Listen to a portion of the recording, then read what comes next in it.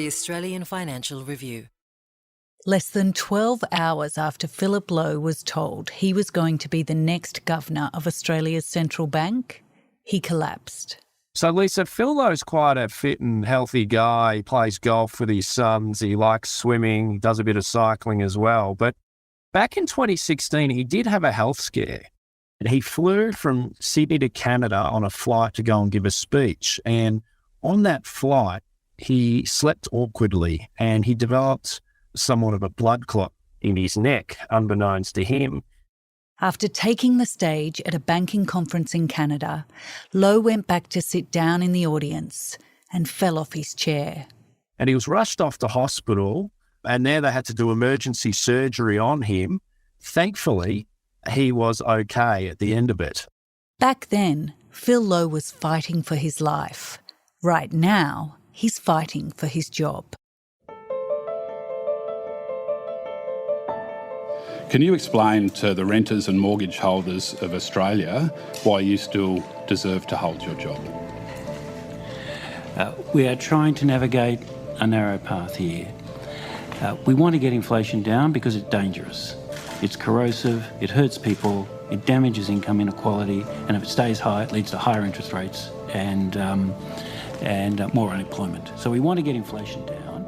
After raising rates 9 times since May in an effort to control inflation, Lowe is under fire for his assurance during the pandemic that there would be no rate rises until 2024. And at a time when everyone wants to hear what he has to say, he's been forced to defend his recent attendance at a private lunch hosted by investment bank Barrenjoey. Welcome to The Fin. I'm Lisa Murray. Today, the Australian Financial Review's economics editor John Kehoe on why Lowe is facing an uphill battle to keep his job and what that means for the economy. It's Thursday, February 23.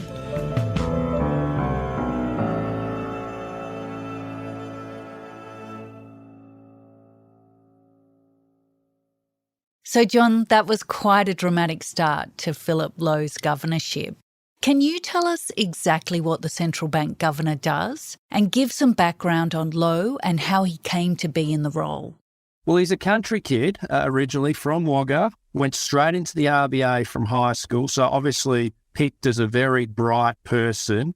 And then he was one of the top RBA internal economists, and he was chosen to do the prestigious course at MIT, which is where they send their very best and brightest. And there he studied under Paul Krugman, the Nobel Prize-winning economist as well. So he has been identified throughout his career as one of the Reserve Bank's top talents, and he's obviously risen to the top job as governor. Now, his main responsibility is to try and keep inflation in the 2 to 3% band target.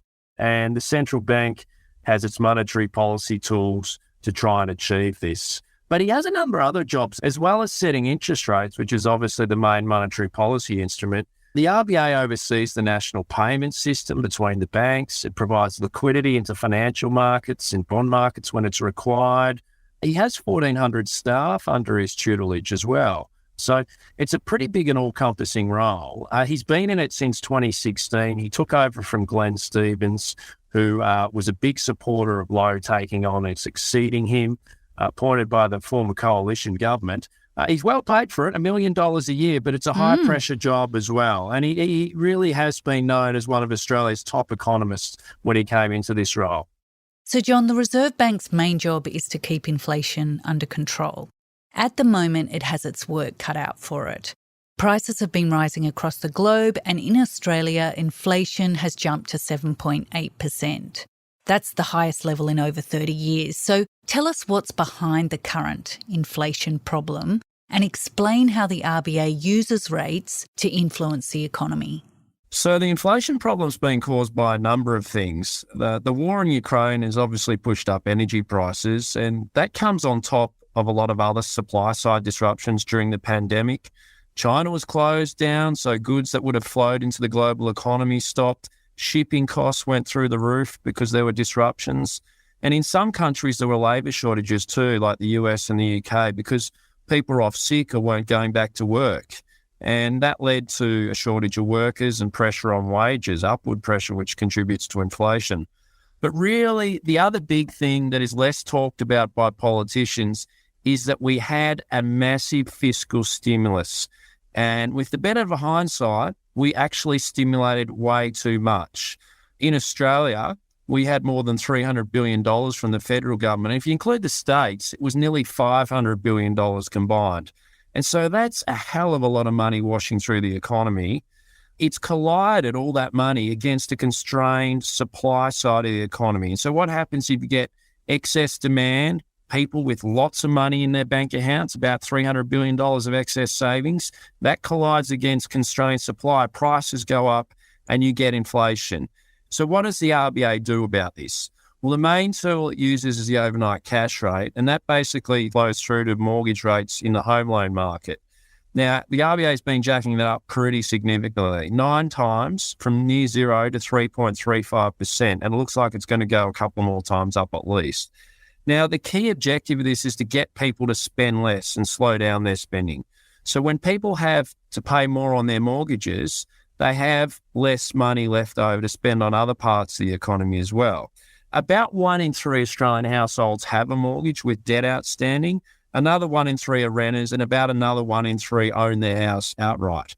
And so if you've got a $500,000 mortgage variable rate, for example, you're probably facing roughly about $1,000 extra in repayments a month compared to early last year before the RBA started raising interest rates. If you've got $1 million mortgage, your monthly repayments are probably going to go up by about $2,000 a month. So as you can see, it really starts to have an impact on people's cash flow, particularly if you're a low income earner or you have a large amount of debt and not a lot of savings. And so over time, this year, I think the expectation is that spending is going to slow sharply in Australia, and that will really start to cool the economy, slow down demand pressures, and hopefully take some heat out of inflation.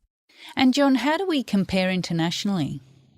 Well, this is the interesting thing, Lisa. In Australia, there's a lot of complaining from politicians, the community, media, about how the RBA is being too aggressive in ratcheting up interest rates. But actually, the 3.35% cash rate at the moment, it's not particularly high compared to other comparable economies in the US, UK, New Zealand, Canada. They're all looking like they're going to get a peak cash rate of about 4.5% to 5%, or maybe even more in a couple of those countries. Whereas the peak cash rate that's priced in Australia is tipped to go to about 4% or so, maybe just above. And then this is one of the things that Phil Lowe's pointed out, is that actually by international standards, our cash rate's not as high as other countries. So what happens if the central bank does nothing in that situation, in a high inflation environment? What if it doesn't put rates up? Well, we'd get even worse inflation, wouldn't we? And as Phil Lowe sort of said last week, if we got even worse inflation, then ultimately over the medium term, he'd have to raise interest rates even higher than he otherwise would. And that would force even more job losses than otherwise. So the key is to try and nip inflation in the bud early and get on top of it, because the longer you leave it go, the worse it gets and the higher the cost of trying to bring it down. There can be really, really harsh consequences for people, for workers and the economy. Central bank governors who raise rates are never popular, as people lumped with higher mortgage payments look for someone to blame. But Phil Lowe has also come under added pressure over assurances he gave in 2021 during the pandemic. For inflation, the central forecast was for it to reach just 2%. That interest rates wouldn't rise until 2024. That we do not expect the cash rate to be increased until 2024 at the earliest. What impact has that had on his credibility? Well, the RBA used what is known as forward guidance, and that is to sort of tell people not only are interest rates low now, but they're going to stay low for several years. And at the time he first started making that, we were in the midst of the pandemic. It did look like economic times are going to be quite dire. And so to give borrowers extra confidence, to squeeze a bit more of the lemon out of monetary policy, Lowe told borrowers he didn't think rates were going to rise until 2024 at the earliest. Thanks, Dr. Lowe. John Kehoe from the Australian Financial Review. Now, it wasn't a promise, as he told me when I quizzed him on this at the press club a couple of years ago. Can I just take an issue with the word pledge? I haven't kind of pledged anything. All I've said is that... He said, it's not a pledge, it's a best guess.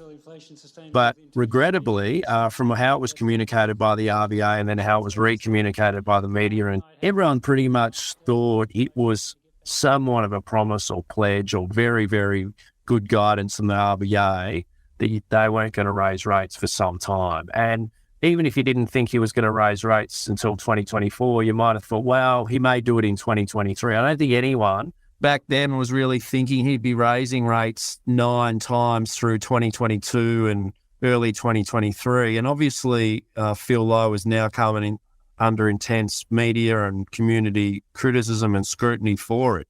Well, as families around the country wait with bated breath for the inevitable rate rise to come today, there are strong calls from one of the top economists in the country for the RBA boss to step down. The Greens have taken the extraordinary step of calling for the RBA governor to resign. Dr. Lowe has got to go because he told Australians interest rates wouldn't go up until 2024. Politicians have been calling him for the step down before his 7-year term expires or not have his term renewed when it does expire. You'd have to say it was a mistake to prognosticate on interest rates that far into the future, because it's very hard to predict in 3 years' time what the economy was doing. It was done in good faith at the start and the depths of the pandemic when things looked dire, but I think the RBA clung on to that guidance for too long, and it's therefore probably no surprise that some of the tabloid media has really got stuck into Phil Lowe with, front page headlines like "Take a Hike" from the Daily Tally. And, regrettably, there's sort of been paparazzi outside his family home. And you have to think that some of that pressure is probably perhaps why Lowe decided to not appear at the National Press Club in his typical start of year address, as he has done in the previous few years as well. Some people suggested he was speaking too much publicly and it was better to rein it in. There's a lot of uncertainty at the moment.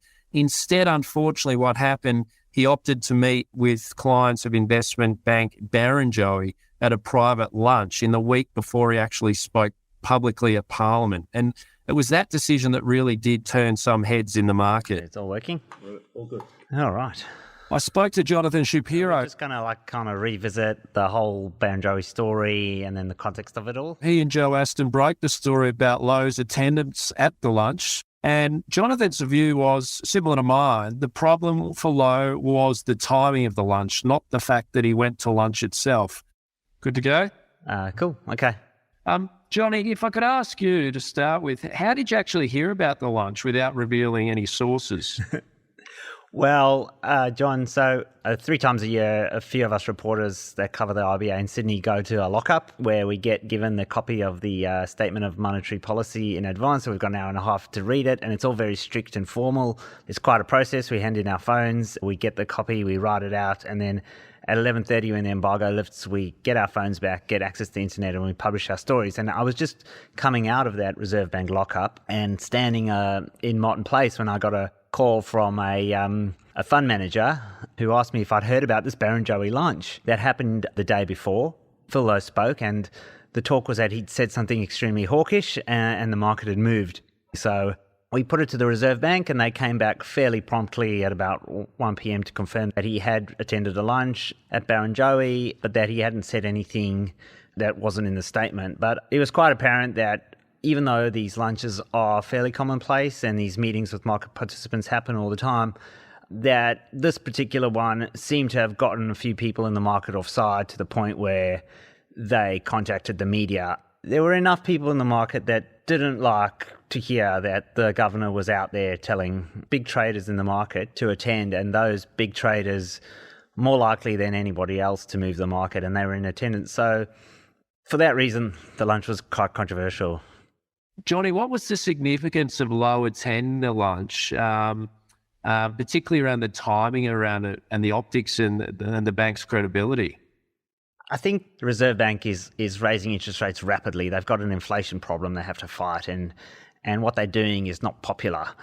But it also comes on the back of 3 years where there's been a few credibility hits that the Reserve Bank has taken from conducting policy in a period of uncertainty, have depleted their goodwill and arguably made it more difficult for the Reserve Bank to conduct and communicate their monetary policy without facing very heavy blowback. So it's a difficult time for the Reserve Bank. We've made it very personal, and that's where I've got a lot of sympathy for Phil Lowe. I think most central bankers would be doing exactly what he's doing. So he's yet, unfortunately, the politics get involved, and we need a scapegoat. And unfortunately for Phil Lowe, he's the man in the hot seat, so he's taking a lot of personal pressure. Johnny, good to chat with you. Always good, John. Thanks. So, Lisa, I agree with Johnny. The lunch itself was not a problem, but the timing of it was awkward because the RBA hadn't spoken publicly for a couple of months. It had pivoted on its monetary policy outlook, but he didn't avoid scrutiny, did he? He had to come down to Canberra and face the House and Senate Economics Committees twice last week, and he really got tested by the politicians on both those committees and got a lot of scrutiny in the media as well.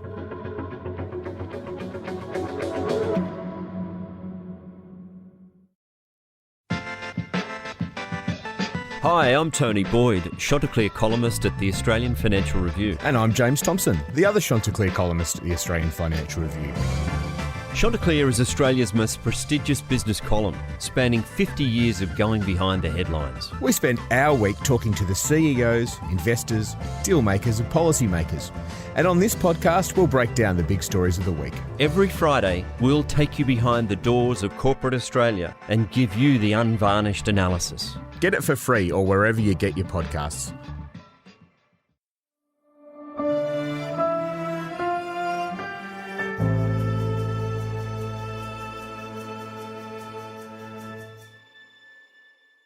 If there was an opportunity, I could address the issue of the lunch since you've raised it, or there's nothing untoward here.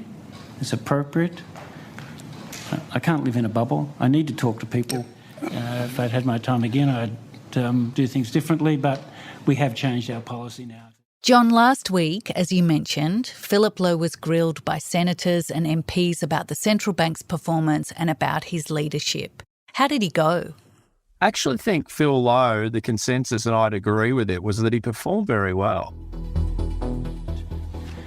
I'd like to begin today by discussing why this increase in interest rates has been necessary and also to discuss the outlook for the next couple of years. He gave a very clear explanation of the economic situation that Australia is facing. If inflation stays high, it's very damaging for the economy. It worsens income inequality. It makes it harder for businesses to plan. It erodes the value of people's savings. It's corrosive for the economy. And he explained what the central bank was doing. That's our job. I've got to contain inflation, and I've got to convince the community that we're serious about that. That's our job, and it's unpopular. He empathised with the politicians and their constituents who are feeling the interest rate rises, but he explained in no uncertain terms that if he didn't take this course of action, that things could ultimately end up worse. We could get worse inflation and ultimately higher interest rates and higher unemployment. And I thought he did very well in explaining that. Thank you very much, Mr. Lowe and Ms. Bullock, for joining us today. The Senate really appreciates your time. So it was actually quite a good week, notwithstanding Lowe faced a lot of pressure. But John, has Phil Lowe done enough to persuade the Treasurer to reappoint him when his 7-year term expires in September? Both Lowe's predecessors, Glenn Stevens and Ian Macfarlane, were extended for a further 3 years, but you'd have to say that Jim Chalmers is in a difficult position on this one. And if not Lowe, who is being talked about as a potential candidate for the role? Yeah, look, I think everyone would acknowledge Phil Lowe faces a pretty uphill task to get reappointed, and that's assuming he still wants to be reappointed. But assuming he still does, as he said publicly or indicated in December, Jim Chalmers will face a big decision. I think one of the things that would be weighing on Lowe's mind is that ideally, like any organisation, you probably do want to bring an internal successor along. That's generally how people are motivated. And so the RBA did have a sort of internal succession plan, but Guy Debelle, the former assistant governor, left last year to join Andrew Forrest's Fortescue Future Industries. And that really upended the apple cart at the RBA in terms of succession planning. So Michelle Bullock, who was the assistant governor, was promoted to deputy governor, I think around about last May. But the dilemma there is that she will have only been in that role about 18 months by the time Phil Lowe's 7-year term expires. And I think most people would consider 18 months as a very short amount of time to go from assistant governor to deputy governor to governor. So I think one of Phil Lowe's motivations would be to try and extend his term to give Michelle Bullock a chance to take over from him. But also, maybe he wants to finish the job off and make sure they do get on top of inflation as well. But Lisa, you'd have to say the most plausible situation is that an outsider comes into the role. And look, there's a host of names being speculated on at the moment, but really there's only probably a handful of people in Australia who are qualified to do this role or would be considered of high calibre. And one of them would probably be Guy Debelle. But whether he wants to do that, he's quite committed to the climate and energy transition. So it'll be a big call, a big U-turn for him to come back to the central bank. And also there's a few other people who have worked at the RBA and Treasury over the years, David Gruen, Martin Parkinson, Jenny Wilkinson. These are the sort of names being bandied about. But also you'd have to think, given there's not an absolute obvious domestic candidate, that an international person could be brought in as well. And some people have speculated that Carolyn Wilkins, who's one of the 3 reviewers of the RBA, the former deputy governor of the Bank of Canada, could be someone who Jim Chalmers would consider appointing to the role to implement the recommendations, given she's got experience as a senior central banker. As the Treasurer deliberates on all of this, he and Phil Lowe will actually spend some time together in India this week at the G20 finance ministers meeting.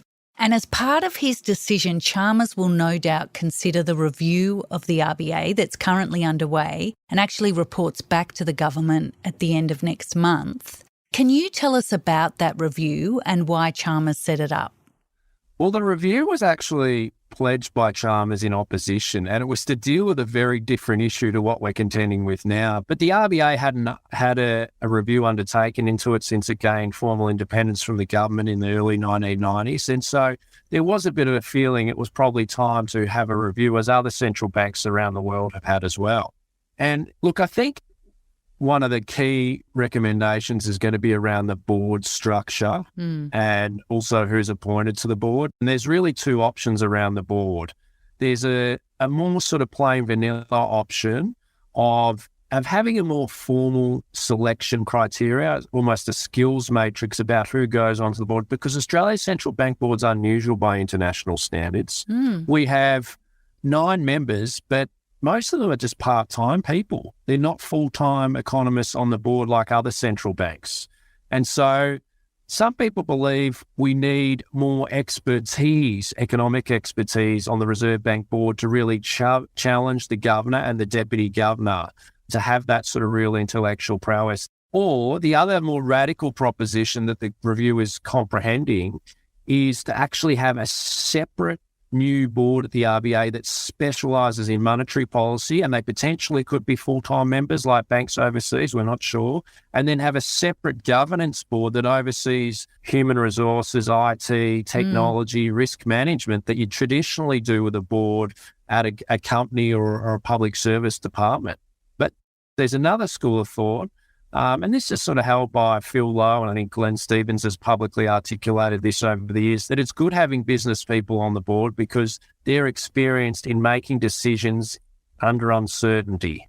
And whereas some other people might be great economists, but they might not have a lot of real-world experience. And, you know, a few of the things that's spoken about the review is maybe the RBA needs to go about communicating in a different way, for example, potentially holding press conferences at the end of monthly board meetings, having more internal debate and outside influence on the bank as well, because it is sometimes seen as a very insular institution.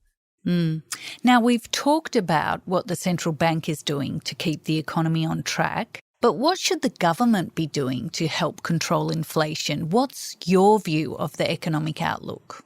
Well, look, we've got inflation at about 8%, and my own view is that fiscal policy needs to be doing more at the federal and state level to help bring down inflation. Now, Phil Lowe and the Treasury Secretary Stephen Kennedy last week said fiscal policy is broadly neutral. It's not making it worse. It's not really doing a lot to make it better either. And they said publicly they're broadly comfortable with that it's really the job of monetary policy because fiscal policy takes a long time to implement and it's contentious. You've got to pass legislation through Parliament. I would say, in normal, ordinary economic times where inflation's a little bit above or a little bit below the band, you can leave it to the Reserve Bank to deal with. But I think in these very unusual times, there's probably a more active role for fiscal policy to play, and that would involve a sharper pullback in spending, so there's less aggregate demand in the economy. Other option is, putting taxes up temporarily, although that's not very popular, obviously, with voters either. But I do think at the federal and state level, there's a role for governments, particularly if you look at the state infrastructure programs. Now, everyone likes infrastructure, but at the moment, we've got labour shortages, material shortages, cost blowouts going through the roof. I think there's a very strong case to be, at a minimum, deferring some of those projects and putting them off for a couple of years just to take a little bit of heat out of the price pressures. So given this complicated economic outlook and also the global uncertainty, and as we've talked a lot about, the intense scrutiny that comes with being central bank governor, why would anyone want the job? Well, it's a pretty prestigious job, Lisa, and if you're a top economist in Australia, it is probably the pinnacle of economics, being the central bank governor. It also pays reasonably well, $1 million a year, not as high as, say, a commercial banker will earn, but you've got pretty good job security in the public service. It's a guaranteed job basically for 7 years. Arguably, whoever would be in the chair of the Reserve Bank governor at the moment would be raising interest rates, and potentially at least as aggressively as Phil Lowe has been. They may have even done a bit more than Phil Lowe. He's not noted as a real hawk on monetary policy. And if you compare our cash rate, 3.35%, to some of the other central banks around the world, as I mentioned earlier, who we're comparable with, we're below those. So in actual fact, whoever's in that chair at the moment, they'd be raising interest rates, I think, at least as much as Phil has. But we've got to remember, pre the sort of 1990s, before we sort of had more central bank independence, when politicians had more of an influence on interest rates, if they didn't directly set them, they certainly were able to sort of tell the bank how they wanted them set. We had a lot worse inflation problems then. We had a lot more problems with the economy. We had stagflation at one stage in the 70s as well. So the Reserve Bank, it's an important institution. It does need to be scrutinised, because when we scrutinise it, hopefully it will lead to better outcomes over time. But they've got an important job to do, particularly in the next 12 to 24 months, to get on top of this inflation problem. Hopefully we can maintain relatively low unemployment. But as Phil Lowe has said, it's a very narrow path they've got to tread. Thanks, John. Thanks for having me, Lisa.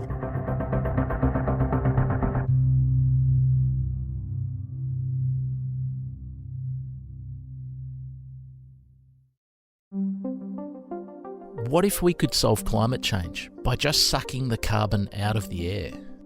And what if we could make plane travel carbon free so you and I don't have to pay extra for offsets every time we book a holiday? And how about serving me a guilt-free beer where the froth has no carbon emissions?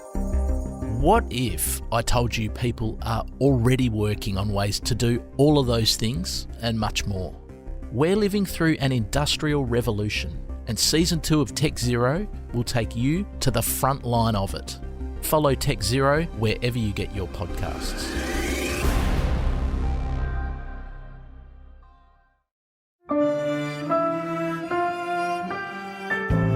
Here are the other big stories we're covering this week.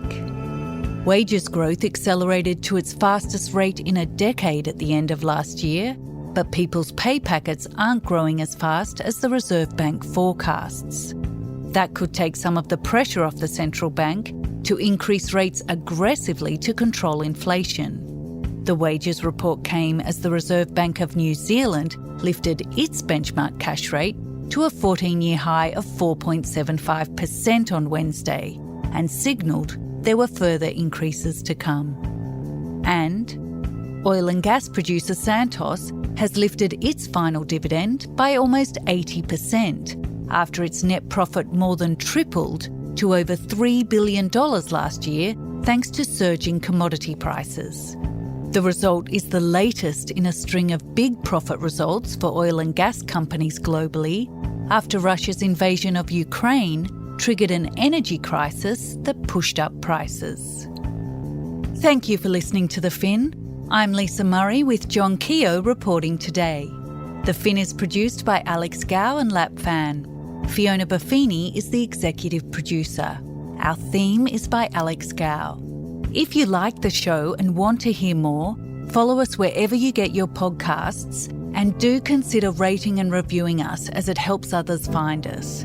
For more stories about markets, business and power, subscribe to The Financial Review at afr.com/subscribe. See you next week.